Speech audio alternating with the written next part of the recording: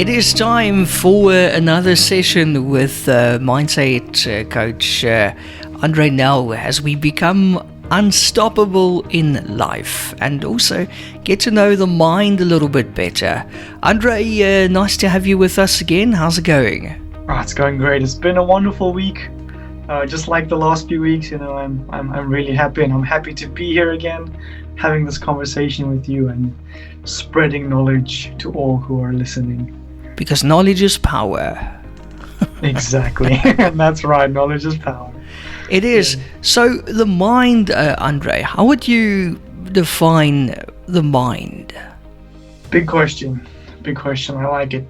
So the mind, when I first got on this road of personal development, one of the biggest misconceptions I had was that the mind is just the brain. And one of the most profound things that I've learned is that your mind is actually a static, energetic field. Now, what does that mean? That means that your mind is present in your brain and actually in your entire body. If you think of like an electromagnetic field, we can't see it, but we can feel its presence sometimes. And when you have the right tools or the right measuring instruments, you can see when two magnets are attracted to each other or not. And so your mind, in a similar sense, is an energetic field. And what I mean by the fact that it's static is that when you perceive things through your senses, what you perceive simply just is. It exists, it's picked up by your senses. And as soon as what's picked up by your senses enters your mind, which is to say your belief systems, it becomes thought, it becomes an idea, it becomes, oh, there's a piece of paper, I wonder what it says. In that moment, your mind becomes dynamic. It becomes a dynamic energetic field. And you turn what you perceive by your senses, you turn that into something that has meaning for you. Does that make sense? Absolutely. Yeah, definitely. Yeah. Well, that's kind of the basis of what your mind is. And so I want to emphasize the fact that your mind is not only your brain. Okay, yeah. So it's present in each cell in your body, in each part of your body. And so what you think, what you believe, what you feel actually affects your entire body. And that's why your mind is such a powerful, it's a powerful concept. It's a powerful thing that you need to understand because it affects your entire being. Sometimes when you feel nervous, you get butterflies in your tummy. It's a feeling that has an effect on your body. When you feel stressed, it affects your body. And all of these things are happening because of what's going on in your mind, and it's translating into what's happening in your body. And then we're constantly working on making our mind better, making the mind better, sort of, improving all the time and stuff. But, I mean, is it possible? Or would you say that, we all come with a mind and then that's it? It's definitely possible to change it, to make it worse, make it better. So here's the thing, we're all capable of achieving whatever we want. We're all capable. If you've done something in your life, technically, I should be able to achieve the same thing as well, and vice versa. If I've done something in my life that you would like to have as well, through having the right mindset, through using the power of your mind, dynamic energy field, you can achieve the same thing. So similarly to how magnets attract each other, the mindset that you have and the level of vibration, the power, the intensity of your mind and the thoughts that you're having, the images that you're holding in your mind, that determines what kind of things you're attracting into your life. And so it brings me to another part of the mind, which is that your mind has two parts to it. There's the conscious mind and the subconscious mind. Okay. So the conscious mind is the part of our mind that we're aware of. That part actually exists in your brain. It's like the frontal lobe of your brain, where planning and organization and conscious thought takes place, where you see something and you have a thought, or that's where you can, that's the part where what we're using when we're shifting our mindset. It's the part that we're consciously aware of. But that part of our mind is less powerful than our subconscious mind. Our subconscious mind makes about 95% of our mind. And that's the part of our mind, that we can't see, we can't touch it, you can't pinpoint its location. It's just present in your body. It's this energy field that's around you that's either attracting things or it's repelling things. It's attracting things that you're telling it to attract in that sense. So when we talk about, changing your mind, improving your mind, or in some way, we kind of have to focus on both those parts in order to get the greatest effect. So if you're trying to make little changes or small changes, most likely you're going to be using your conscious mind. That's the part of your mind that you're using when, let's say, something happens in your day and you feel frustrated, like we were speaking earlier about the construction that's going on outside. Yes. And that's frustrating. And that triggers a feeling, and that feeling is housed in your subconscious mind. And what happens is then that gets sent to your conscious mind, and you start having these thoughts like, oh, this construction is going to drive me crazy. I'm not going to get any work done today. It's going to ruin all the sound audio quality for the whole day. And it's just, that's your conscious mind, creating and recreating things. But what you can do then is use your conscious mind and make a shift to saying, hang on, I'm going to stop this. I'm going to stop this train of thought.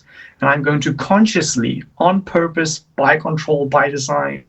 And that's how you can start doing a conscious mindset shift. A subconscious mindset shift, wow, that's a tongue twister. A subconscious mindset shift. Careful there. Is much more intense. Because your subconscious mind cannot be accessed through words alone, right? Like if I just speak to you now, it's your conscious mind that's thinking different things and that you're kind of controlling, but you're not aware of your subconscious mind. Your subconscious mind thinks in pictures and patterns and symbols. And so these two parts of your mind work together in a very interesting way. You might think, like, because your conscious mind is less powerful, that it doesn't have a role. But the biggest and most important role of your conscious mind is to hold a picture and to keep replaying the thoughts of the things that you desire to have in your life. So what I mean by that is, if your goal or your vision for your life is to, become uber wealthy, live in the nicest house, and, have a successful radio business, that's your conscious mind's job, to keep holding the pictures of what that would look like, to keep having thoughts about that, about the picture that you're having. And in so doing, you're creating a picture that's steering your life. So your conscious mind is steering your ship of life, is steering your bicycle, whichever mode of transportation you want to liken it to. It's steering your life, and that picture that you keep replaying in your mind, that you keep consciously thinking about, after enough repetition, it gets solidified and stored in your subconscious mind. And once your subconscious mind gets the picture, that's when it starts attracting the things that you need in your life in order to make that picture a reality. So that's kind of the interplay between the two minds. That was very interesting. Now, what I can think of in a nutshell. Yeah. What do you want to know more about that, or what's, what do you want to unpack there? I actually wanted to ask you this question. I've been meaning to ask you for a while now. The way the brain is wired, is it true that the more you use that kind of way of thinking, the stronger that pathway becomes, and then later on it's harder to change? Yeah, I believe it's called neuroplasticity. Yeah. So okay. Definitely, when you use a part of your brain more and more, it becomes stronger. There are more neurons devoted to it. And so that neural pathway of your brain literally becomes stronger.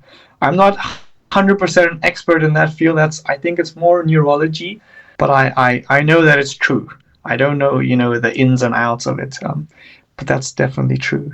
It's like any repeating pattern in your life, like any habit which we've spoken about. The more you do something, the easier it becomes to do. The more it becomes part of your mind, and the more automatic it becomes. But it's never too late. You can always change it. It's of course, yeah, you can always change it, because the goal or the role of your subconscious mind is it has to process a lot of information really quickly, like a lot of information really quickly, more information than I think we can fathom, because it's got to take in information from all of your senses, process it, and kind of chunk it down, break it down into a smaller amount of information that I'm going to say, like, your puny conscious mind can understand, right? That our brains can fathom, because we're complex creatures, but I think on the face of it, we're actually very, like, simple, plain beings, and we can't comprehend that much information at one time. So your subconscious mind really kind of chunks that part down for you. What happens is, if you can repeat something enough times, you can rewire the neurons in your brain, and you can make the thing that you want to have in your life more automatic. That means that it's going to get stored in your subconscious mind. So whatever information comes through your senses, it's going to be broken down or chunked down in line with whatever you wanted, your belief or your value, or whichever picture you're holding in your mind right now that you really desire. Andre, how much of the mind would you say makes up the personality? Because we all come with a different personality. Is the way your mind is made up also responsible for your personality? I'm wondering, because your mind is not, you're born with a mind, but like I said at the beginning, it's a static energetic field. It gets fed information, and through time and repeated experiences, it starts to form beliefs and values, and it gets conditioned in a certain way. So I would say that it does impact your personality, although I'm not entirely sure how, in what way. I haven't done extensive reading or research onto that topic specifically. In the sense that, let's say, so your subconscious mind houses your beliefs. So let's say your parents believe certain things, and obviously when you're younger, you kind of take on the life that your parents want you to have, because they're taking care of you, they're feeding you. So if your parents repeatedly, let's say, they're very overly cautious, they're anxious, you're not allowed to touch anything or leave their side because it's dangerous out there. And so those kind of repeated patterns will translate into your personality, where you might become more neurotic or more anxious. So in that sense, I think the mind does impact your personality quite a lot.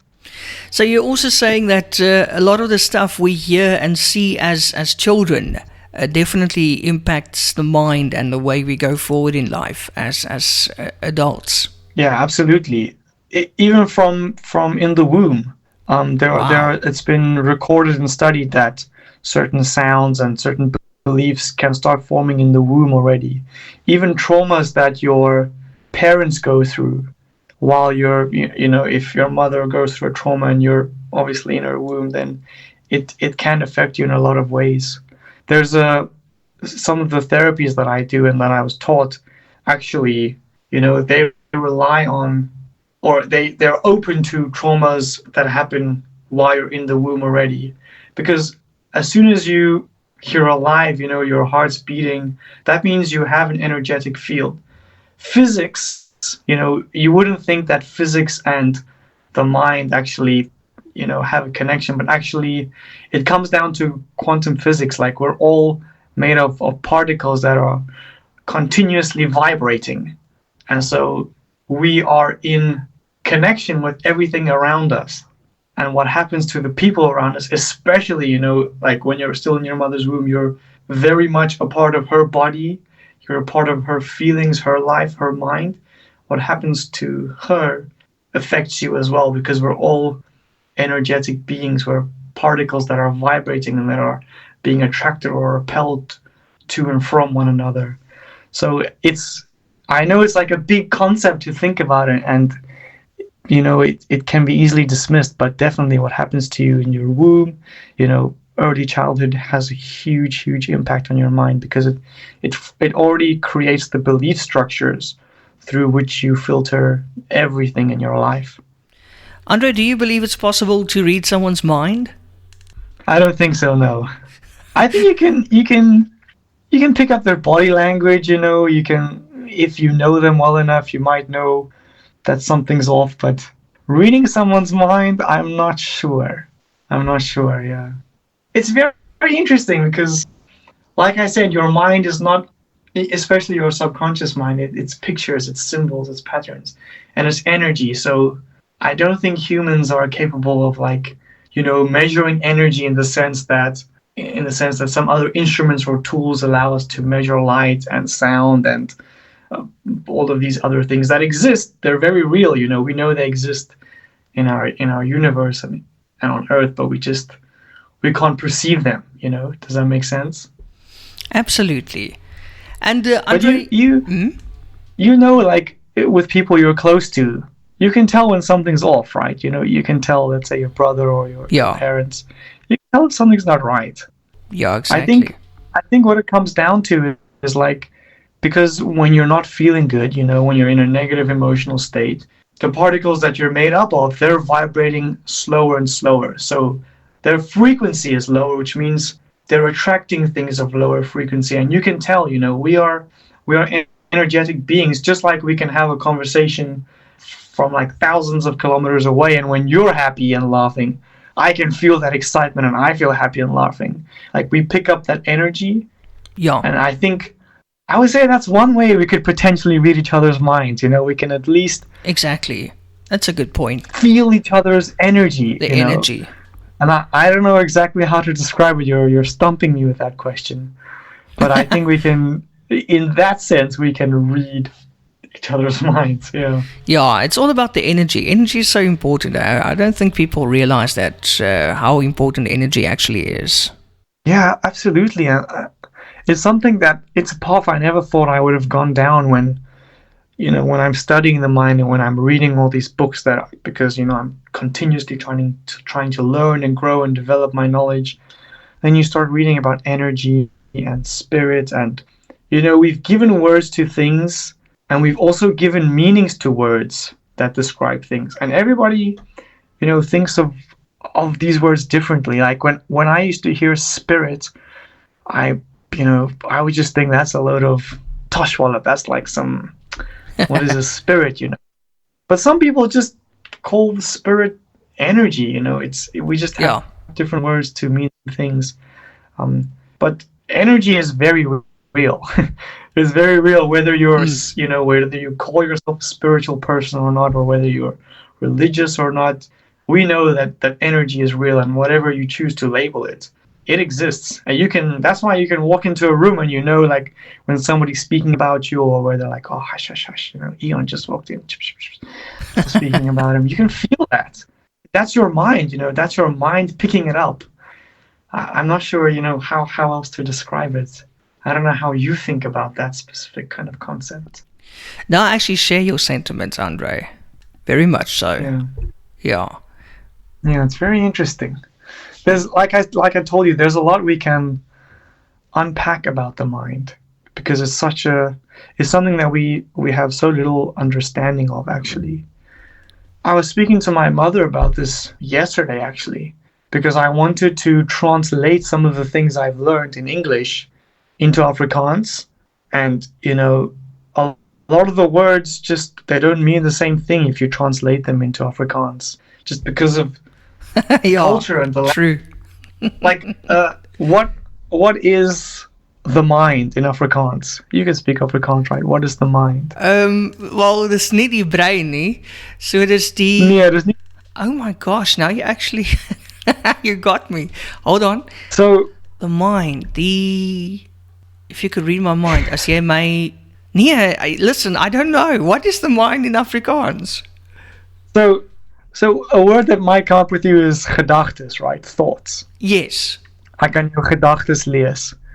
But thoughts are not your mind entirely. Thoughts are a tool that you use to exercise your, like to make your mind dynamic, to exercise your use or control of the energy that exists, but it's not your mind. So mind would translate to verstand.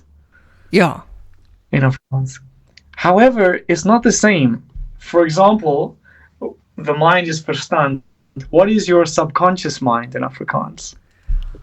Onderbewustzijn, is it? Yeah. Yeah. I think so. So in my research, onderbewustzijn seems like the right word. But then So now we've got a word for the subconscious mind, but what is the conscious mind then? Bewustzijn. I don't know. Bewustzijn, yeah. You actually got me here today, and you would think that I would know this. Because no, but I'm not. My mom's an Afrikaans teacher. She's taught Afrikaans now for 20-something plus years as a second language. She's now a first language Afrikaans teacher. Wow. And it's just, it's not that she doesn't know, it's just that the words don't mean the same things. Yeah, it sort of loses its meaning when you translate it, like you said. Because she said, this your bewustzijn, you can't use that word in a sentence the same way you would use conscious mind in a sentence. It doesn't have the same meaning. Because she mentioned to me that when somebody's like been unconscious, then they come back, they're conscious again. That's kind of how you would use bewustzijn and hulle kom by. Yeah, after they fainted. Yeah. It's just one example of how your mind is, and I'm focusing on this a little bit because I'm also coaching somebody now whose main language is Afrikaans, and so I want to. They understand English, but I want to communicate obviously in Afrikaans. I can speak Afrikaans, but it's very challenging. For example, if I ask you, translate this sentence, what do you believe in? Can you translate it? What do you believe in? Waarin glo jy? Yeah. Okay, is that right? Glo jy? Yeah. Okay, so. That's right, yeah. Well, now I ask you again, what are your beliefs? Can you translate that? Wat is jou geloof? I think. Your beliefs of waarin glo jy? That's interesting. Yeah. It's so waarin glo jy, that's like the same thing, right? But the sentence is different in English. Yeah, yes, you're highlighting something here. Yeah, it's true. If you use the word geloof, a lot of people will think, especially because of Afrikaans culture, it's very traditional, people will think of religion. Faith, religion, geloof, yeah. Christian. Yeah. And just very different, So I'm finding it interesting exploring the mind in English because, every day I'm still learning about the mind and how it works. I'd love to talk to you a little bit about how we internalize our reality and how our mind processes things. We're not done with this discussion, but I'm just throwing it over to the Afrikaans side because it's one thing knowing about the mind in English, but do I know the mind in Afrikaans? And yeah. I'm not sure that I can say that I do, Same here. It's very interesting. I thought so, but apparently not. But very interesting translations there, Andre. We were speaking about this before the episode, but if anybody has any questions, I'd love for them to send them through to you, to send them through to eRadio so that we can talk about them because I have this knowledge and I want to share it with people, but I don't want to share just what I find valuable. I want to hear from other people, from the audience. What do you guys want to know? What do you want to? What's valuable to you? What part of a mind mystifies you? If you want to know why you should even care or how you can apply the knowledge that you have about mind into your real life, please, is there a number that they can message to send in the questions? Absolutely. I think you just read my mind, Andre, because I was going to... You see, it is possible. You told it. Okay, we know now that you can read my mind. Okay. Oh, goodness, that's a bit of a problem. But anyway... Okay, so yes, because I was just about to share the number, and then when I pulled out the number here, you mentioned it. So I was thinking there's a bit of a connection there. Tell everybody the number. Yeah. Okay, but that's great. Okay, so please send us your thoughts and not your prayers, your thoughts to our eRadio WhatsApp line 061 253 0670. We want to hear from you. Let us know what you want us to talk about, or maybe if you have a problem, because Andre can really help you. Andre, you do some private sessions as well that you can help with. Yeah, absolutely. I do one-on-one coaching. I find so much energy and joy in helping people, and every single time I have a session, when I have one-on-one coaching with my clients, it's a wonderful experience. I get to help them, and share my insight. And you asked me earlier, is change possible, or is it possible to change? Absolutely. You see it every time you have a coaching conversation with someone. It's possible. And my goal is to help people become unstoppable, because that's a feeling that really resonates with me. So if anybody out there is interested, my website, everything's there. According to Eon, it's very sassy. So I love it. Andre Nel Coach. That's how you can find me. Yeah.